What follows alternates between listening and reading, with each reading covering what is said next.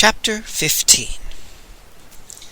Just after dawn on the third day of the fifth moon, when the yellow wind had temporarily ceased and the sky was clear, pale blue, fingers of sunlight reached across the water of North Lake and crawled across the stern of our rowboat as we splashed towards Hortensia Island.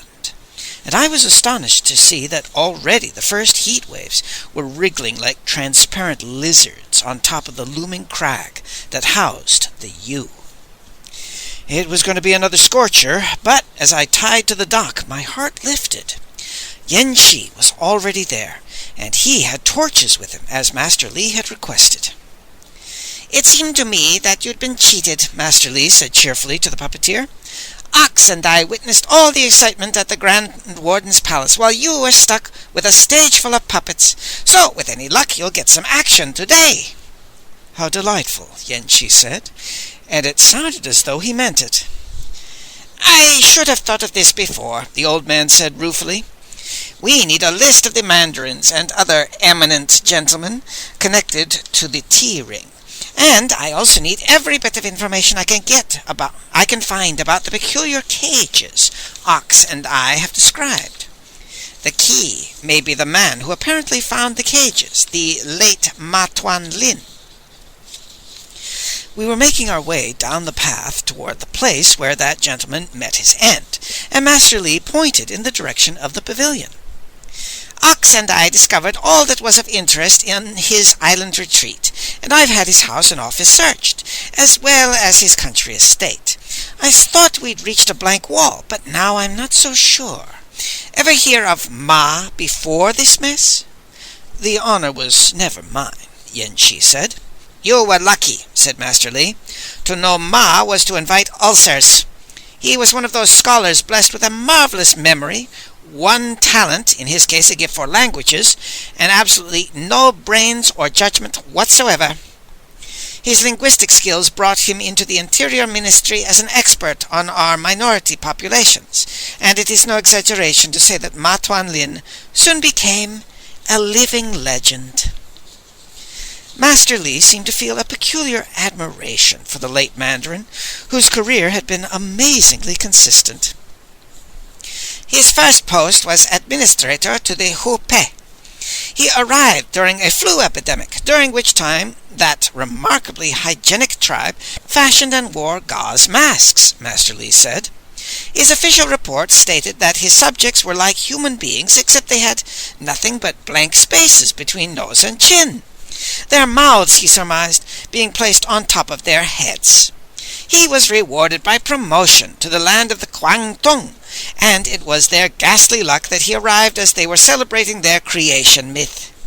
The official report stated that they would require neither arable fields nor fishing rights, since they existed by eating mud." "Sounds like a delightful fellow," Yenshi said wryly. "He got better," said Master Li. "Ma Tuan Lin was promoted to oversee the Jiao, which led to the massacre of uncounted, bewildered grandmothers when he accepted as literal truth a tale designed to make youngsters behave, and reported that the old ladies of the tribe turned into bats at night and flew around devouring the brains of Chinese children. They promoted him to Hainan, and he arrived on the island during a full moon, and one can imagine what moonlight did to Ma Tuan Lin. His official report stated that the girls were actually mermaids who wept pearls instead of tears, so legions of unsavory gentlemen set sail for Hainan to grab girls and make them cry, and I don't want to go into the disgusting details." Master Li had come in sight of the pavilion, and he stopped and waved his hand at it. "My point is that Ma's fellow conspirators would scarcely trust a man like that with important documents. My guess is that he was still useful to them, so rather than slit his throat, they made sure that he worked on anything connected to the scheme, and that included the cages, in a place they supervised. His pavilion was right beside the tunnel, giving him ready access to the cave beneath Coal Hill, and that, I'm willing to bet, is where they gave him an office and had somebody search him for sensitive papers before he left." "So we're going back into the cave to find and search Ma Tuan Lin's office?" Yenshi asked. "Precisely." The puppeteer didn't say anything, but those little lights were dancing deep inside his eyes. I helped him reopen a hole in the weeds covering the tunnel entrance, and we stopped just inside and lit our torches. So far as I could see, the tunnel hadn't been used since the last time we'd been there, and the evidence was fairly good because white dust still covered the ground in the area where something had been chipped from the wall, and we saw no fresh sandal prints. We descended to the path beneath the lake. All I heard was the ominous drip-drop of water trickling from the roof, and the rapid thudding of my heart. The path began to rise toward Coal Hill. As we got close to the cave, I heard a sound that resolved itself into laughter. And it was the laughter of men who had triumphed over the problems men are heir to by reverting to bestiality. I can't describe it. Either one knows that sound or one doesn't. We extinguished our torches. As we got closer, the laughter got louder, and when we peered into the cavern, we saw 10 men at a table, eating a breakfast of roast meat. Dog bones littered the floor at their feet, and dog grease dripped down their jowls, and they roared with mirth as they swapped one stale, dirty story after another. The 3 leaders were all too familiar: Hog, Hyena, and Jackal, who had brutally murdered the little clerk, and I took note of the fact that all the men wore daggers, and there were 3 crossbows propped against the table beside the leaders. They were too occupied with greasy dog meat and greasier jokes to notice much else.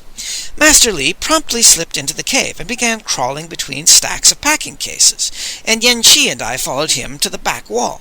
He changed position several times, scanning the ceiling and angles of the walls to judge the acoustics, and then he whispered to us to gather pebbles and take positions where we could throw them through deep shadows back through the tunnel entrance.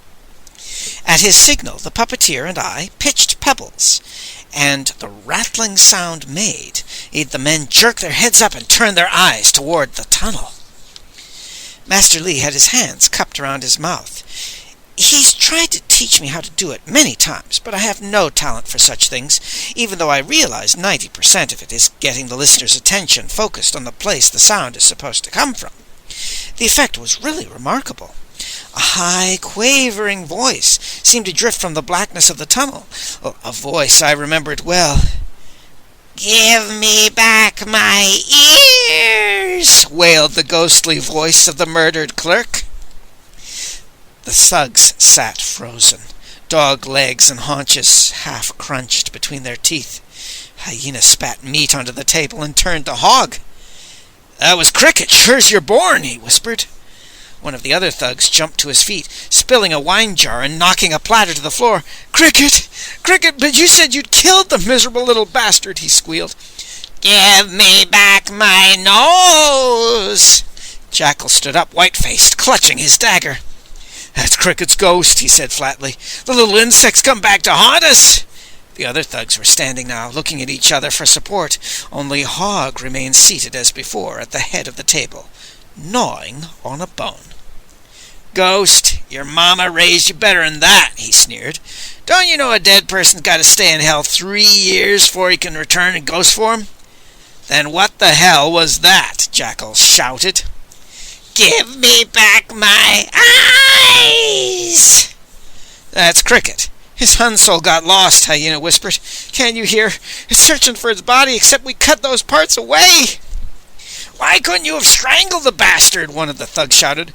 Hun soul, Hog sneered. He made a show of dignity as he slowly got to his feet and picked up his crossbow. "Listen, you ignorant turds. The Hun soul lives in the liver, and we didn't touch Cricket's liver. I chopped out the bastard's lungs, not liver. And it's the lower soul that lives in the lungs. And if you think I'm scared of the po-so of an insect like Cricket, give me back my lungs!" Hyena and Jackal were slinking away, but Hog halted them and rallied the troops. "Alive or dead, Cricket don't have the guts of a sparrow," he yelled. "Come on, boys, let's give that turd something to moan about." He charged to the tunnel entrance, scooping up a torch from a bracket on the wall, and after a moment of indecision, Hyena and Jackal and the other thugs followed the leader, whooping and cursing to keep their spirits up, whacking the air with daggers. They disappeared down the tunnel, shouting, "Show yourself, you coward, and I'll chase your worm-eaten soul halfway to Tibet." The snap-wang of a crossbow suggested that imagination was providing images to shoot at, and Master Lee grinned with satisfaction as he trotted out and started across the cave to the door in the back wall. "I'll be surprised if they don't keep going until they reach the island, and then they should spend an hour or two hacking holes in underbrush," he said contentedly. The alchemy laboratory seemed unchanged, but Master Lee wasn't interested in it now. He continued back to another door at the rear, and when he opened it, we were looking at a long corridor with little alcoves for offices on both sides. "Ox Yenchi, I knew Ma Tuan Lin and how he worked, so I'll do the searching," Master Lee said. "Go back to the main cavern and keep watch. Not that I expect our friends to return before I'm done." He was right and wrong at the same time. The puppeteer and I were standing in the center of the room, looking at packing cases 10 or 15 minutes later, secure in the knowledge that we'd get plenty of warning from the thugs' voices and footsteps and torchlight, when a sharp clicking sound was followed by the tread of feet, and before we had time to hide, a whole new pack of thugs marched out from a doorway we hadn't seen, concealed in a corner behind cases, and stopped in their tracks and stared at us. They were every bit as nasty as the others, and the leader flushed with anger mixed with bloodlust, and opened his mouth to yell to his men, and then he gurgled and clutched at his throat and slumped to the floor. Yenchi had whipped up a crossbow left leaning against the table, cocked, aimed, and fired so quickly that I hadn't had time to move. There weren't any more bolts for the bow, so the puppeteer hurled it at another thug and grabbed his torch in one hand and his knife in the other. By then I'd snatched my own torch to use as a club, and then the thugs were on us. I'm better with a club than a weapon that requires skill, and I bashed and battered quite effectively, but we were outnumbered, and I would surely have been killed if it hadn't been for Yenchi.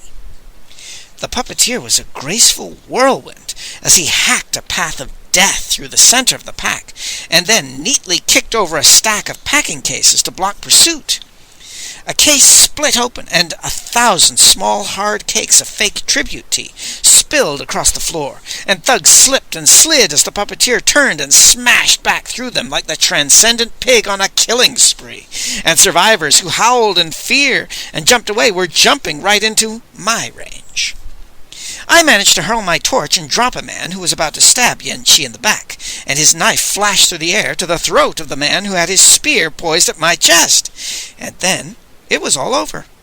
I couldn't believe we'd done it, but there lay the bodies, and none of them moved. The puppeteer regarded the mess thoughtfully.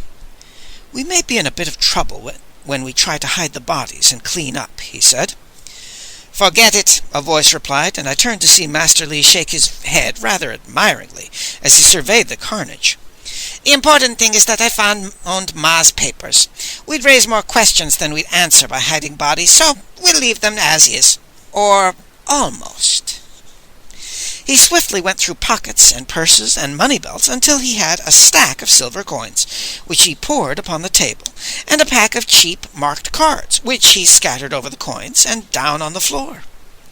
My club went into the bloody hand of one corpse, Yenchi's lay beside another, and the crossbow was squeezed beneath the body of a third. "A trained investigator would find 10 things wrong with this pretty picture in 10 minutes, but they aren't likely to call in trained investigators," the old man said confidently. "The relief guards showed up, found a table with wine and dog meat, and decided to take advantage of it. Started gambling, somebody got too cute with his cards, and for once in their lives, the dolts didn't miss when they started swinging. Nothing is missing, so why not accept the easiest explanation?" I wasn't about to argue with him, but we still had to get out of there. The tunnel was out of the question. Master Lee was standing at the door the relief guards had used, and he obviously didn't like it. This has to lead up to the basement of a mansion on Coal Hill belonging to one of the mandarins, and it would take magic to get out through the basement and the mansion without being stopped," he said thoughtfully. "Over here," Yen-Shi called. The puppeteer had seen what we hadn't.